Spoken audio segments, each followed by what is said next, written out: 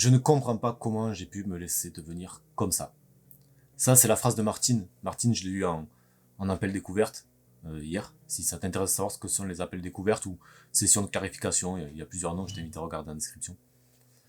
Euh, c'est... On a dû creuser pour qu'elle arrive à me dire ça. C'est quelque chose qu'elle garde pour elle, qu'elle partage pas. Et on a découvert la vraie douleur qu'il y avait derrière ce qu'elle vit aujourd'hui, un surpoids assez conséquent. Et souvent quand j'entends ce type de phrase, ça me parle parce que c'est des choses que je me disais quoi. C'est des choses que je me disais et pour lesquelles je m'en voulais. Pour lesquelles je m'en voulais beaucoup. Je me disais mais enfin, comment j'ai pu enfin voilà, je me disais 5 ans auparavant, 6 ans auparavant, j'étais super bien, en forme, sportif, enfin tu vois, mince, etc. Comment j'ai pu en 10 ans, je sais plus combien de temps ça a pris exactement, mais me laisser aller à ce point. Et, et surtout comment... enfin, pourquoi j'arrive pas à en sortir, quoi. C'était juste ça que je me disais. Comment j'ai pu me laisser aller à ce point. Et aujourd'hui, je suis dans un tel problème de surpoids, dans une telle addiction à la nourriture qui fait grossir, que en fait, j'ai pas de solution. J'essaye de faire des régimes, j'essaye de mettre en place des choses, mais en fait, au final, ça marche pas, quoi. Ça marche pas, je reprends tout et je creuse ma propre tombe, au final. Ok. Même si j'avais, 30 ans à l'époque, tu t'imagines l'avenir, tu vois. Comment je vais vieillir, là, si je continue comme ça, en fait. Voilà, ce genre de choses qui me passaient par la tête et qui passent souvent, voilà, que j'ai souvent en coaching avec... soit avec des clientes, soit avec des personnes qui sont intéressées pour travailler avec moi, où on explore un peu tout ça. Et dans cette vidéo, je voudrais un petit peu casser ça et euh, t'expliquer pourquoi tu fais fausse route en pensant comme ça.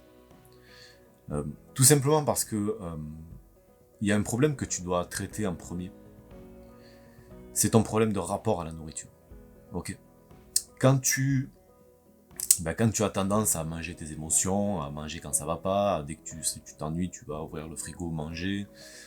Dès que tu te sens seul, c'est pareil. Dès que tu es en colère, c'est pareil. Dès que tu es fatigué, c'est pareil. Enfin, dès que tu as ces émotions difficiles à gérer, tu as tendance à vouloir les réconforter hein, avec ton petit doudou nourriture. Moi, j'aime bien ce mot-là, tu vois, le petit doudou réconfortant. Qui va te réconforter 5 minutes. Hein. Juste, il va te faire passer l'émotion, mais qui va t'amener sur une émotion encore pire, qui est la culpabilité. Qui est le fait que tu t'en veux, que tu baisses ton estime de toi aussi. Mais si tu vis ça, si tu vis ce type de problème-là, c'est clair qu'un régime, ça t'aidera pas. Dans tous les cas. Un régime, ça peut aider qui?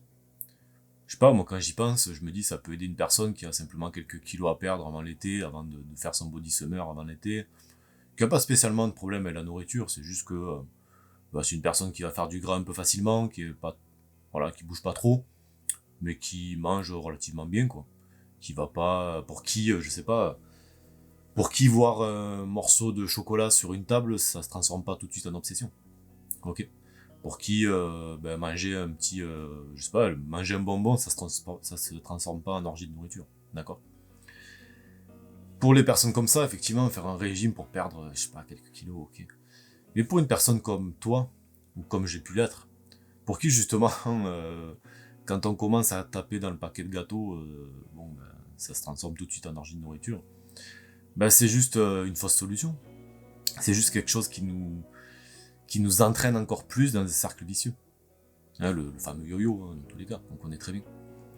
Si tu veux sortir de ça, et tu le sais parce que j'en parle quasiment tout le temps et j'en parle tout le temps dans mes vidéos, mais c'est normal en fait, parce que je veux vraiment changer les choses par rapport à ça, ça fait partie de ma mission de vie, c'est que il faut que tu sortes de cette mentalité régime qu'on te martèle depuis 30 ans, ok, et que tu comprennes que ta perte de poids, elle passera par un nouveau mode de vie. Elle passera par la mentalité liberté. Si tu me suis, tu connais ça. Elle passera par le fait que tu changes ta façon de voir l'alimentation normale. Que l'alimentation normale, ça arrête d'être un truc hyper glucidique tous les jours, féculent matin, midi et soir. Que l'alimentation normal, ça soit celle que une personne mince qui est à côté de toi, qui a toujours été mince, a. Parce que toi, ça peut pas être ton alimentation normale. Si tu es dans le cas dont je parle depuis tout à l'heure, où tu manges tes émotions, où tu as tendance à avoir cette addiction à la nourriture qui fait grossir, tu sais très bien qu'il y a un travail à faire ici. Un travail à faire au niveau de tes pensées, de tes croyances. Un travail à faire sur comment tu te définis.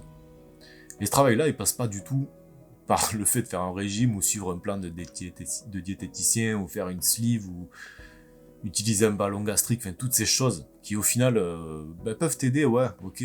Mais est-ce que c'est des solutions long terme? Non, parce que tu règles pas le problème de base. Le problème de base, il est ici. Et moi, c'est ce qu'on fait, c'est ce que je fais avec mes clientes. On travaille sur comment changer les émotions qu'elles ressentent. Comment faire pour que telle situation qui aujourd'hui les envoie automatiquement manger quelque chose dans leur frigo, se traduisent, changent pour devenir une situation qui les amène vers des actions vertueuses, des actions dans lesquelles elles prennent soin d'elles, des actions dans lesquelles elles vont, je sais pas, moi, aller faire peut-être un peu de sport, aller jardiner, aller profiter, des actions qui leur provoquent des émotions de fierté, de détermination, d'estime d'elles. Ok, c'est un travail comme ça qu'on fait. Et ce travail-là, il se fait pas dans ton assiette. On peut soutenir ce travail par rapport à ce qu'on mange, et c'est ce qu'on voit dans le programme, et c'est comme ça qu'on va aller petit à petit vers un nouveau mode de vie qui soit à la fois alimentaire et, j'allais dire, mental. Mais le travail de base, il est à faire ici. D'accord? C'est un travail sur tes croyances, sur tes pensées, essentiellement. Si tu veux aller plus loin sur ça, si tu veux en savoir plus sur ça, sur comment ça fonctionne, si vraiment tu souffres de ça et que tu te dis, ok, là, François, tu as titillé ma curiosité, j'aimerais bien en savoir plus, la première chose à faire, c'est de t'abonner à cette chaîne, bien sûr, comme d'hab. Et la deuxième chose à faire, c'est regarder en description, je t'ai mis une formation complète sur ça. C'est gratuit, hein. Tu peux y aller, ça dure 1 heure. Et je rentre un peu plus en détail sur ces thèmes-là, comme ça te permet de voir comment toi tu peux mettre en place tout ça. Ok? Allez, je te souhaite une excellente journée.